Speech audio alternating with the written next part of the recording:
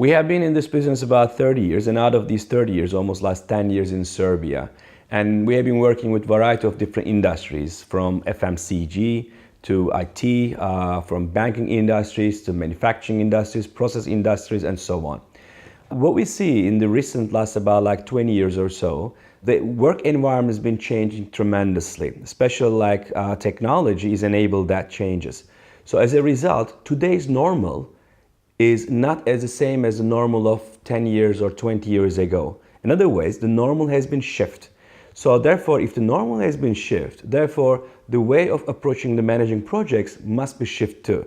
So therefore, agile is one of the concepts which brings agility to a work environment via projects. Within the agile, there are like tremendous of different techniques available, and Scrum is one of the most widely applied techniques. And then in our training courses, we are applying Scrum, because via this way, we are solving major issues of our customers, such as like new product development cycle time in some of our customers, for example, reduce about 40% to 50%. So which means that with the old or with the classical project management method, it takes, for example, like 12 months to produce new product from idea stage all the way to end. Now it becomes like in 6 months they can produce exact same thing without increasing resources.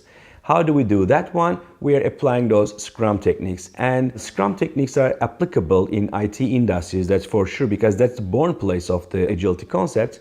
But we are also applying those Scrums by keeping the philosophy of it, but changing some of the techniques, and we call this one adaptive Scrum.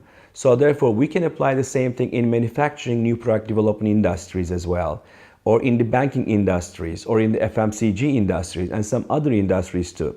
So therefore, in our training, when they're coming out from the training, they learn about how they can shorter their cycle time of, for example, new product development, shorter how they can finish their projects by spending less time on the planning, less time on the planning activities or management activities, but more time about actually doing the project and delivering the results. With agility, really enable them to make it much more faster in their work environment.